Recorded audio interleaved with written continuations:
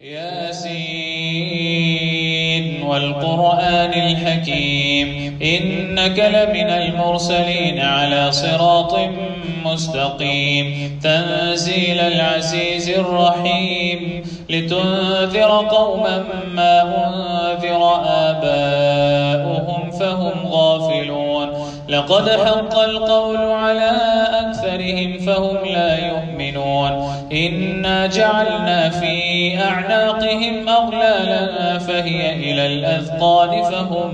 مقمحون وجعلنا من بين أيديهم سدا ومن خلفهم سدا فأغشيناهم فهم لا يبصرون وسواء عليهم أنذرتهم أم لم تنذرهم لا يؤمنون إنما تنذر من اتبع الذكر وخشي الرحمن بالغيب فبشره بمغفرة وأجر كريم إنا نحن نحيي الموتى ونكتب ما قدموا وآثارهم وكل شيء أحصيناه في إمام مبين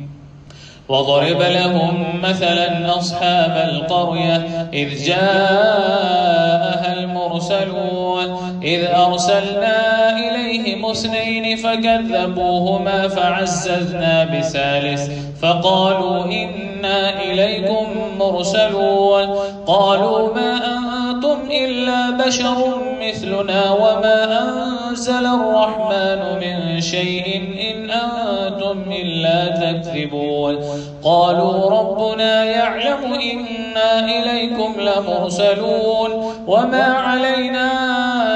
إلا البلاغ المبين قالوا إنا تطيرنا بكم لئن لم تنتهوا لنرجمنكم وليمسنكم منا عذاب أليم قالوا طائركم معكم أئن ذكرتم بل أنتم قوم مسرفون وجاء من أقصى المدينة رجل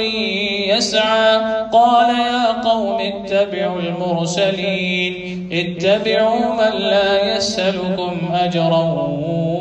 وهم مهتدون الله أكبر وما لي لا أعبد الذي فطرني وإليه ترجعون أأتخذ من دونه آلهة إن يردني الرحمن بضر لا تغن عني شفاعتهم شيئا ولا ينقذون إني إذا لفي ضلال مبين إني آمنت بربكم فاسمعون قيل ادخل الجنة قال يا ليت قومي يعلمون بما غفر لي ربي وجعلني من المكرمين وما أنزلنا على قومه من بعده من جند من السماء وما كنا منزلين إن كانت إلا صيحة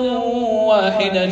فإذا هم خامدون يا حسرة على العباد ما يأتيهم من رسول إلا كانوا به يستهزئون ألم يروا كم أهلكنا قبلهم من القرون أنهم إليهم لا يرجعون وإن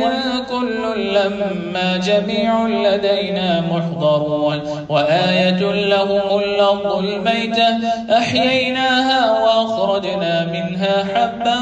فمنه يأكلون وجعلنا فيها جنات من نخيل وأعناب وفجرنا فيها من العيون ليأكلوا من ثمره وما عملته أيديهم أفلا يشكرون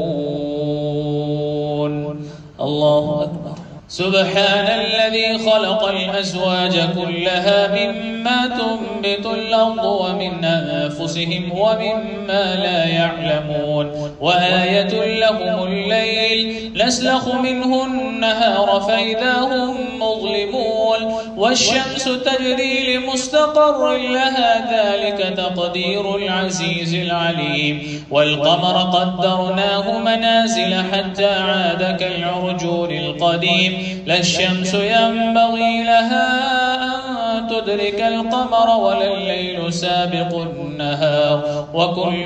في فلك يسبحون وآية لهم أنا حملنا ذريتهم في الفلك المشحون وخلقنا لهم من مثله ما يركبون وإن نشأ نغرقهم فلا صريخ لهم ولا هم ينقذون إلا رحمة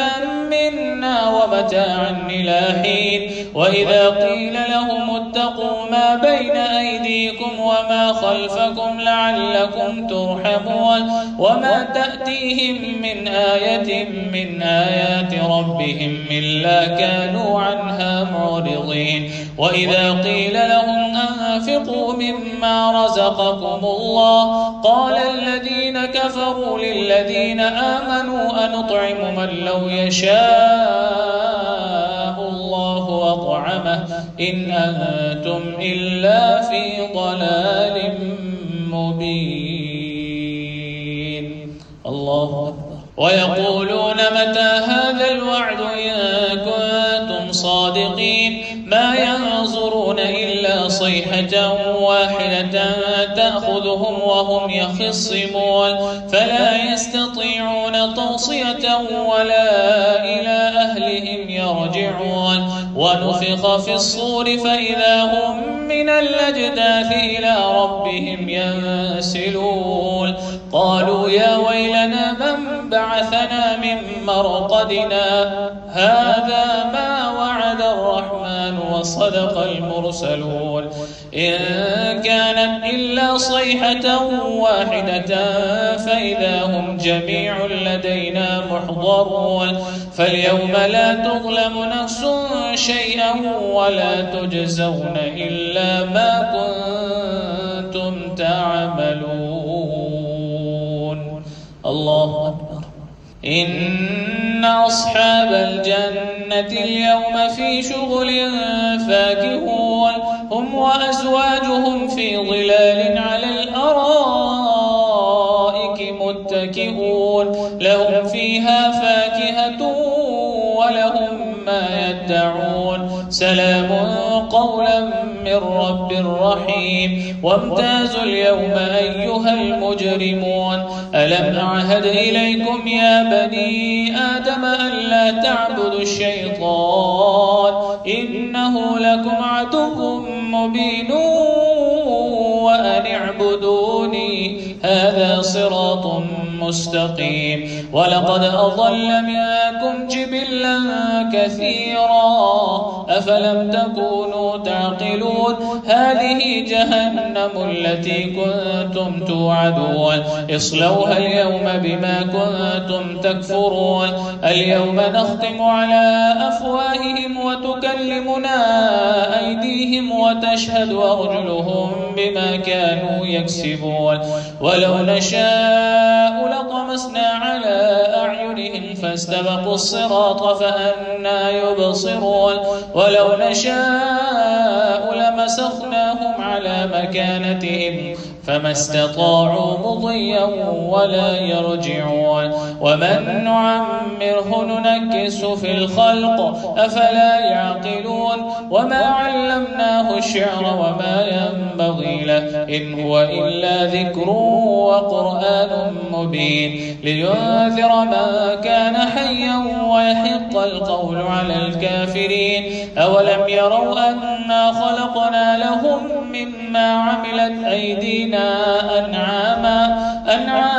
فهم لها مالكون وذللناها لهم فمنها ركوبهم ومنها يأكلون ولهم فيها منافع ومشارب أفلا يشكرون واتخذوا من دون الله آلهة لعلهم ينصرون لا يستطيعون نصرهم وهم لهم جند محضرون فلا يحزنك قولهم إنا نعلم ما يسرون وما يعلنون. الله أكبر. أولم ير الإنسان أنا خلقناه من نطفة فإذا هو خصيم مبين وضرب لنا مثلا ونسي خلقه قال من يحيي العظام وهي رميم قل يحييها الذي أنشأها أول مرة وهو بكل خلق عليم الذي جعل لكم من الشجر الأخضر نارا فإذا أنتم منه توقدون أوليس الذي خلق السماوات والأرض بقادر على أن يخلق مثلهم بلى وهو الخلاق العليم إنما أمره إذا أراد شيئا أن يقول له كن فيكون فسبحان الذي بيده ملكوت